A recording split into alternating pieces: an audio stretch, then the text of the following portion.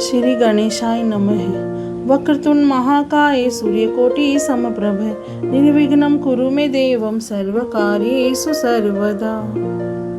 अब हम गणेश जी का नाम लेकर श्री गीता जी प्रारंभ करते हैं। ओम नमो भगवते वासुदेवाय। ओम श्री परमात्मने नमः। श्रीमद् भागवत गीता जी का 8वां अध्याय प्रारंभ करते हैं। अर्जुन ने कहा, हे पुरुषोत्तम, वह ब्रह्म क्या है? अध्यात्म क्या है? कर्म क्या है? अधिभूत नाम से क्या कहा गया है? और अधिदेव किसको कहते हैं? हे मधुसूदन, यहाँ अधियज्ञ कौन है और वह इस शरीर में कैसे है? तथा युक्त चित्त वाले पुरुषों द्वारा अंत समय में आप किस प्रकार जानने में आते हैं? श्री भगवान ने कहा, परम अक्षर ब्रह्म है।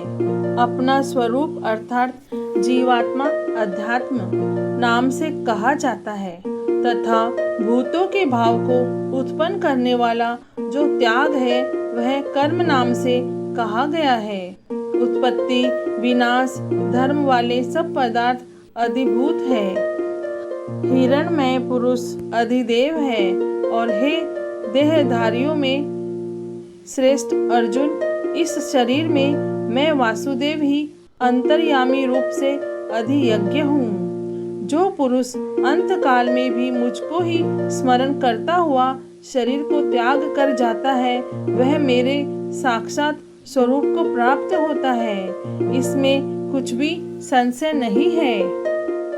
हे कुंती पुत्र अर्जुन, यह मनुष्य अंत काल में जिस जिस भी भाव को स्मरण करता हुआ शरीर का त्याग करता है उसको ही प्राप्त होता है, क्योंकि वह सदा उसी भाव से भावित रहा है। इसलिए हे अर्जुन, तू सब समय में निरंतर मेरा स्मरण कर और युद्ध भी कर। इस प्रकार मुझ में अर्पण किए हुए मन बुद्धि से युक्त होकर तू निसंदेह मुझको ही प्राप्त होगा। हे पार्थ, यह नियम है कि परमेश्वर के ध्यान के अभ्यास रूप योग से युक्त दूसरी ओर न जाने वाले चित्त से निरंतर चिंतन करता हुआ मनुष्य परम प्रकाश रूप दिव्य पुरुष को अर्थात परमेश्वर को ही प्राप्त होता है।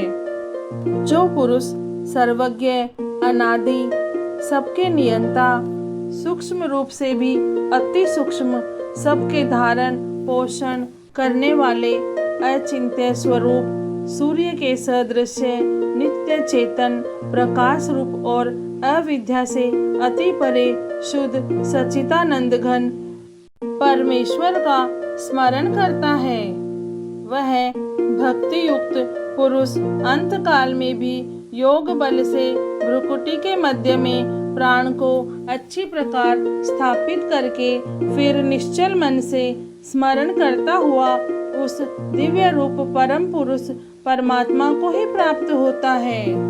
वेद के जानने वाले विद्वान जिस सच्चिदानंद घन रूप परम पद को अविनाशी कहते हैं, आसक्ति रहित यत्नशील सन्यासी महात्मा जन जिसमें प्रवेश करते हैं और जिस परम पद को चाहने वाले ब्रह्मचारी लोग ब्रह्मचर्य का आचरण करते हैं, उस परम पद को मैं तेरे लिए ही संक्षेप से कहूँगा।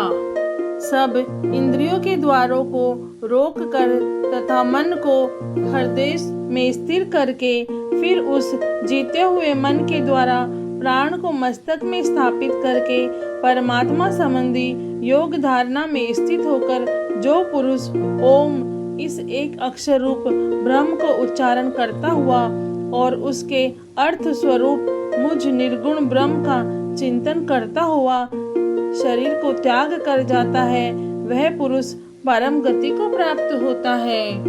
हे अर्जुन, जो पुरुष मुझ में अनन्य चित होकर सदा ही निरंतर मुझ पुरुषोत्तम को स्मरण करता है, उस नित्य निरंतर मुझ में युक्त हुए योगी के लिए मैं सुलभ हूँ, अर्थात उसे सहज ही प्राप्त हो जाता हूँ।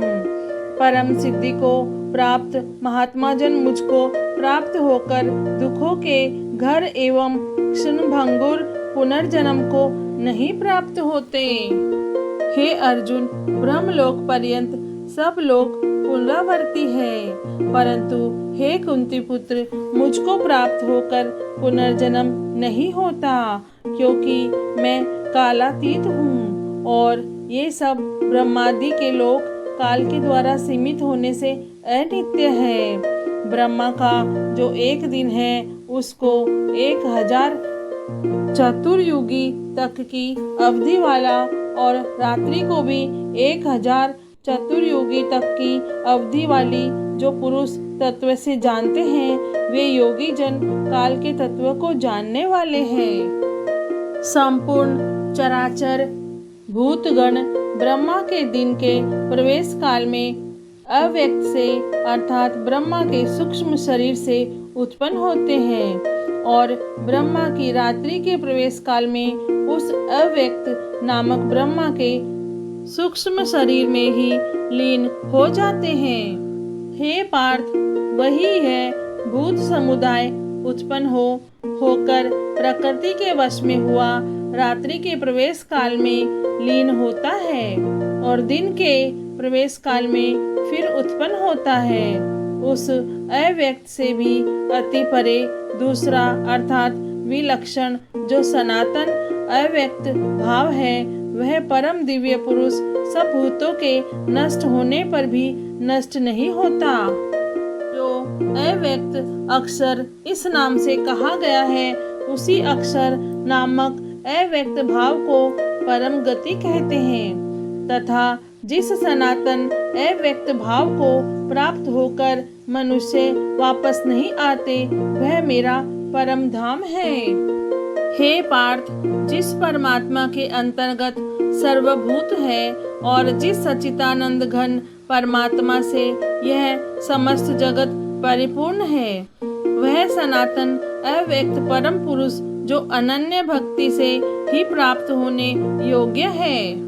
हे अर्जुन, जिस काल में शरीर त्याग कर गए हुए योगी जन तो वापस न लौटने वाली गति को और जिस काल में गए हुए वापस लौटने वाली गति को ही प्राप्त होते हैं, उस काल को अर्थात दोनों मार्गों को कहूँगा। जिस मार्ग में ज्योतिर्मय अग्नि अभिमानी देवता है, दिन का अभिमानी देवता है, शुक्ल पक्ष का अभिमानी देवता है और उत्तरायण के 6 महीनों का अभिमानी देवता है, उस मार्ग में मरकर गए हुए ब्रह्मवेता योगी जन उपयुक्त देवताओं द्वारा क्रम से ले जाकर ब्रह्म को प्राप्त होते हैं। जिस मार्ग में धूम अभिमानी देवता है, रात्रि अभिमानी देवता है तथा कृष्ण पक्ष का अभिमानी देवता है और दक्षिणायन के 6 महीनों का अभिमानी देवता है, उस मार्ग में मरकर गया हुआ सहकाम कर्म करने वाला योगी उपयुक्त देवताओं द्वारा क्रम से ले गया हुआ चंद्रमा की ज्योति को प्राप्त होकर स्वर्ग में अपने शुभ कर्मों का फल भोग कर वापस आता है। क्योंकि